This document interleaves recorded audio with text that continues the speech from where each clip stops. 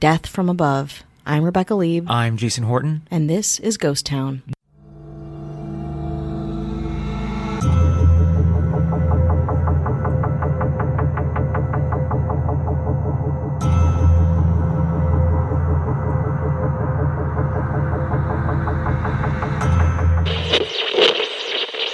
What parent wouldn't feel safe knowing their child is playing in their own backyard? And what can go wrong, right? Well, a lot. Especially if their child was playing with a toy that was only meant for adults. A toy that, if put into the hands of wrong children, could kill, and did. Jarts is one of the deadliest games ever sold. What are Jarts? Jarts is the iconic brand name for lawn darts. What is a lawn dart? It's like a sharp metal missile that you throw in the air and hope it lands in a circle on the ground. What could go wrong? Everything. I didn't realize that lawn darts were called Jarts. Kleenex is to tissues. Xerox is to photocopying. Jarts has the monopoly on the sale of lawn darts. There's probably generic, but as far as a brand name, it's Jarts. Where do they get the name Jarts? Javelin darts. Oh, okay. It sounds like jorts, like something you should wear, you know? No, apparently it's a toy that you should give and that is marketed to a child. I know. We used to play with Jarts growing up, and it is incredibly dangerous. You've got these oversized darts that, even in a bar situation where you're playing with actual tiny darts, dangerous. Giant ones, for kids, even more dangerous.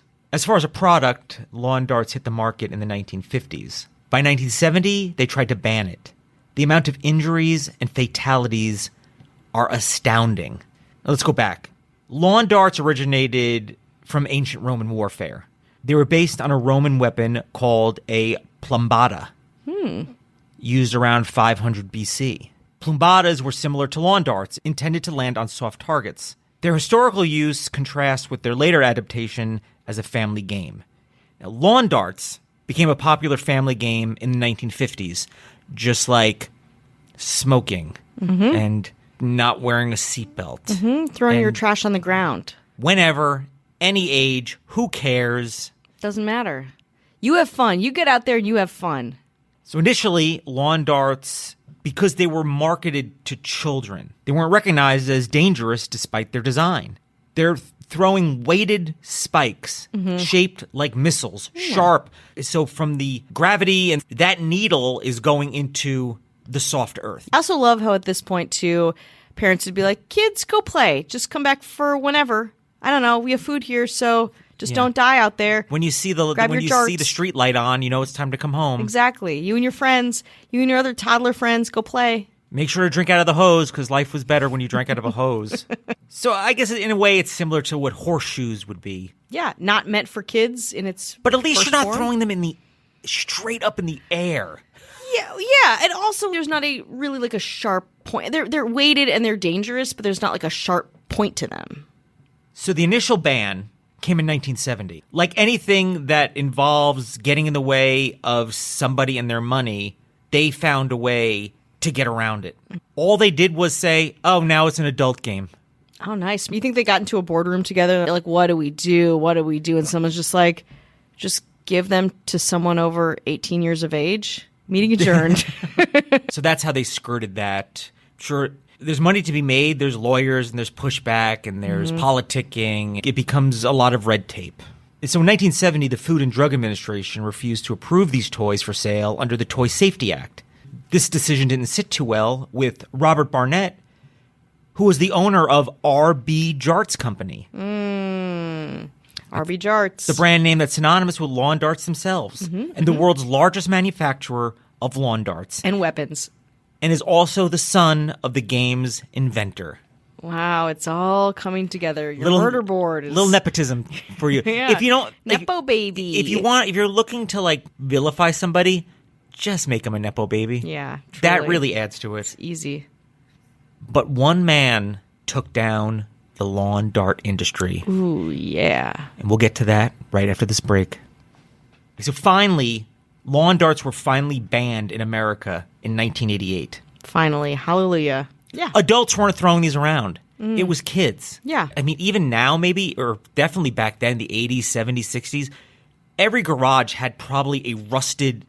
Yeah. Oh, add rust to the equation? Oh, tetanus? I mean, I remember them. I used to throw those things around like a fucking Adults nut. were busy drinking and having sex. They didn't need lawn darts. Kids were like, yeah, give me this sharp object. Give me that. Give me BB guns. Yeah. Give me a slingshot. Absolutely. Fireworks. Oh. Unfortunately, it took the tragedy of one man, David Snow, and his campaign to get the lawn dart banned. David Snow, whose 7-year-old daughter Michelle was tragically killed by a lawn dart. This happened when children in the neighborhood were playing with the darts and one accidentally struck Michelle in the head, leading her to die 3 days later. Oh my God, that's horrible. So they're sold as a children's toy and marketed to children back in 1970. Despite having killed 2 children and causing several thousand injuries, they were only banned after a prolonged legal battle.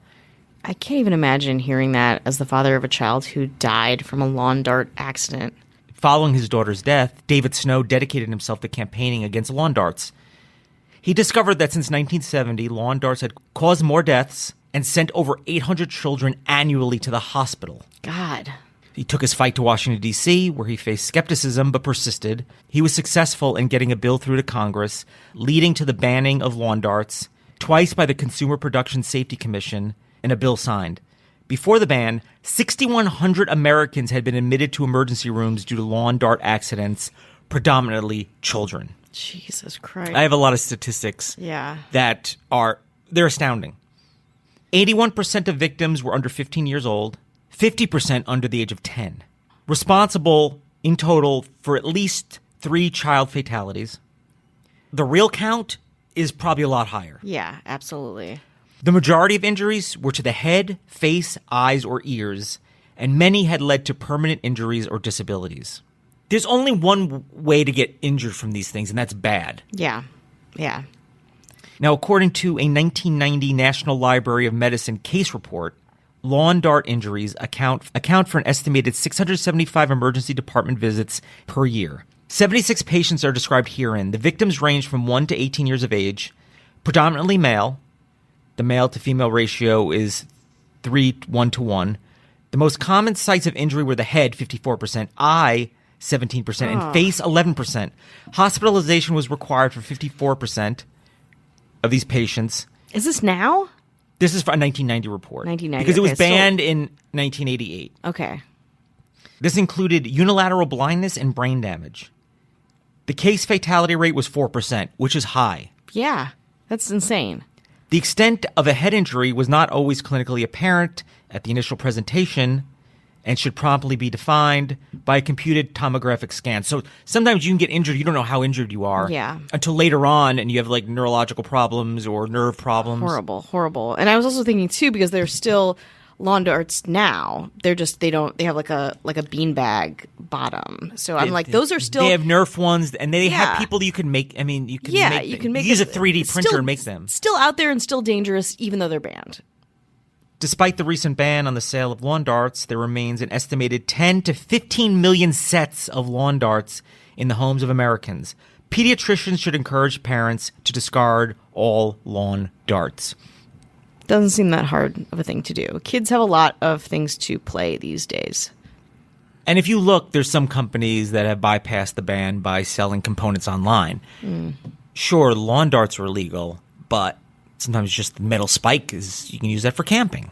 You can have the things that make it aerodynamic. You can use that for like a model. Really what it is you're supposed to put all these things together. And make a lawn dart. For all the horrible things that this product is, dangerous, for all the horrible things that this product is and all the ways that people get around to try to make it, I think back, like, at the very least, like, it should have an okay name.